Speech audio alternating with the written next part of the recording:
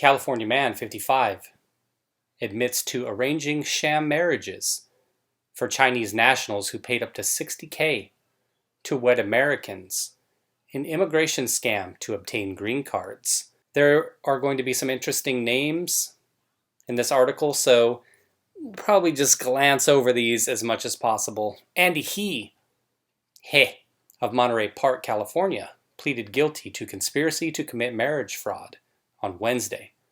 He admitted to orchestrating sham marriages between U.S. citizens and Chinese nationals who wanted a green card.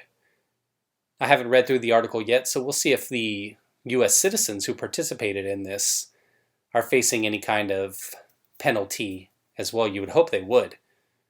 Some Chinese nationals paid up to $60,000 during the process. Agents with the Homeland Security investigations went undercover as interested U.S. citizens before arresting He. Is that his pronoun also? Just having fun. His last name's probably He. A California man has confessed to arranging sham marriages between U.S. citizens and Chinese nationals, which we just read about. He, we'll just keep calling him He, making sure we get the pronoun just in case. Owner of Fair Price Immigration Service. Nice, I love the name. Faces up to 5 years in federal prison, and a judge scheduled his sentencing hearing for February 1st, 2021. According to a plea agreement, he recruited American citizens to enter into fraudulent marriages with Chinese nationals, who then turned in documents to the United States Citizenship and Immigration Services, USCIS. There you see a beautiful photo. Look at that. How could you not trust a business that looks like that? It was parked in the handicap spot. This investigation began in March 2017, based on information provided by an anonymous source, authorities wrote in a statement. Law enforcement authorities believe the defendant's clients learned about the service through word of mouth and from advertisements in Chinese newspapers. This is too much. He admitted to facilitating sham marriages for 3 couples in California and Minnesota from January 18 to November 2019. Only 3? Come on now. Small time. And he's still looking at 5 years possibly. But unknown to He, some of the Americans participating in the scheme were actually undercover agents with Homeland Security investigations. He met with 2 other undercover agents and a co-defendant to arrange sham marriages with Chinese nationals. Oh, look at that. It's a permanent resident card. Thanks for showing that. Great photo. Here we go. Cooperative agreement. What does it say here? Both parties, through friendly negotiations, reached the following agreements. Party A shall provide a co-sponsor to Party B.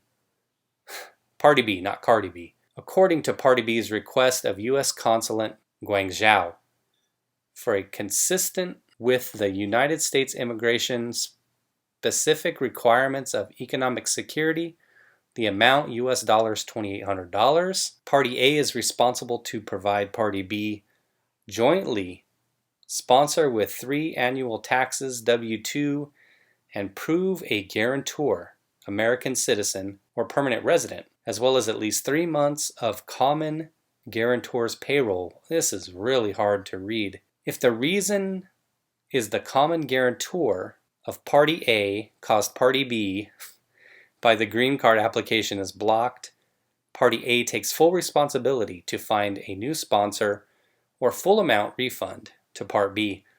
I love how they put this stuff in writing. Number 4, Party A to Party B for the guarantor is responsible for the application to the official green card petition now. During this period, if Party B apply for government welfare or relates to the medical expenses will under Party B's responsibility. Why did he put a space after the letter B and before the apostrophe? Number 5, for any further matters, both parties will solve the problem via negotiations. Brilliant.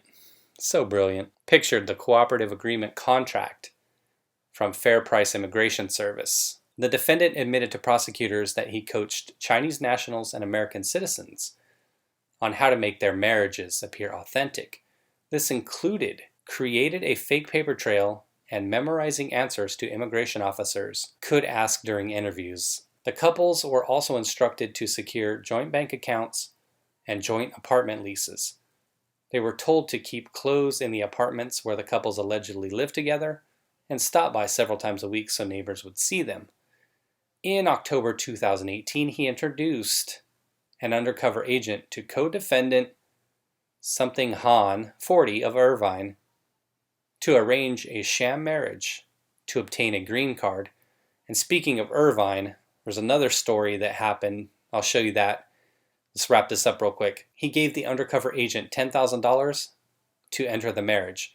The pair later met again in April 2019 at Rosemead Public Library, where they worked on Han's immigration paperwork. The undercover agent was told that he'd received $25,000 when Han obtained a green card, as well as $5,000 when the process concluded.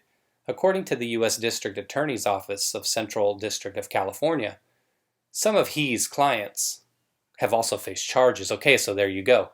Some of the clients are facing charges. That's what I was waiting for. Huan Zhang Wu, 29, of St. Paul, Minnesota, and Zhongnan Liu of San Diego paid He to enter into sham marriages. They both pleaded guilty. Wu was sentenced to 1 year of probation, while Liu's sentencing hearing is scheduled for November 5th. Ooh, 1 year of probation. They really threw the book at Wu.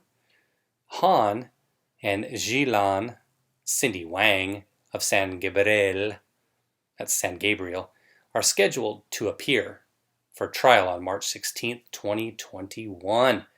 They need to be looking at taking a deal too if all they're going to get is 1 year of probation.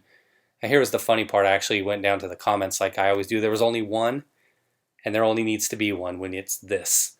If that didn't go on, now that would be news. Exactly, free range. Let's jump over to that other story real quick. I'll show you. This was also out of Irvine. This happened last year. Pregnant Chinese women traveling to U.S. to give birth to anchor babies in massive migration scam. Some couples were allegedly charged as much as 80,000 pounds. This is from the Sun, so that's why it's written in those terms and when writing about the money. For a birth tourism package that included housing, nannies, and shopping excursions to Gucci. Woo, they go all out. All of the defendants are said to be linked to 3 birth houses that operated in Southern California, and from what I understood, these were all in Irvine, which catered to wealthy women from China looking to have so-called anchor babies. It's said the customers were coached on how to pass U.S. consulate interviews in their homeland by falsely stating they would only be staying in the States for 2 weeks. They were also taught how to trick customs staff at entry ports by wearing loose clothing to conceal their pregnancies, prosecutors said in the statement. The crackdown comes nearly 4 years after federal agents raided an apartment building in Irvine that allegedly housed a maternity hotel. Dong Yuan Li is said to have run a business called You Win USA. I give them credit, at least they come up with good business names, right? And allegedly promised her clients, oh, okay, that's a woman, I thought it was a guy, new babies would automatically enjoy all the benefits of American citizenship. We'll go down to the last paragraph. More than a dozen others, including the operator of a third such business, also face charges but are believed to have returned to China. Prosecutor said the heat got on them, right? And they were like, I'm out of here. No way they're going to catch them, right? While it isn't illegal to visit the U.S. while pregnant, authorities said the businesses touted the benefits of having U.S. citizen babies who could get free public education and years later help their parents immigrate. I see this as grave national security concern and vulnerability, said Mark Zito, Assistant Special Agent in charge of Immigration and Customs Enforcement Homeland Security Investigations. Are some of them doing it for security because the United States is more stable? Absolutely. But will those governments take advantage of this? Yes, they will, he says. I go back to this comment. Interesting how some groups of people, we say ethnicities from certain countries, do this far more than others. And I'm sure there's a lot more cases like this involving a lot more people from a lot more different countries. Something just kind of funny of note, a little bit off topic, but what I always think is funny is, maybe I shouldn't say funny, but a disadvantage for an American, and someone like me, for instance. You have certain individuals, say you're in the US and you are Latino, or from an African nation, or from Asia, or from some European country, maybe Russia, Yugoslavia. I mean, it could be any country, anywhere. Probably not Canada, but say you're somebody who looks like me. If I were to commit some crime, I couldn't just flee to some other random country. Disadvantages, man. But if you're some individual that came from a different country, or can speak the language, or has ties back to whatever country that they may have come from, they have the advantage of, if they do commit a crime here, that they can possibly flee to those nations and kind of blend in. Where am I going to go? Russia? White enough. Can't speak the language, though. All right, everybody, that's all I had. Just a little something I thought was interesting. It happens a lot more than we probably believe or we read about. But to be so blatant and then to get caught, and he only did it 3 times? 3 times? Come on, man. Small timer. Throw the book at him. 5 years max, though. I mean, is that really a deterrent? Probably not. All right, thanks for watching, everybody. Take care. Let me know what you think about this. All the best, everyone.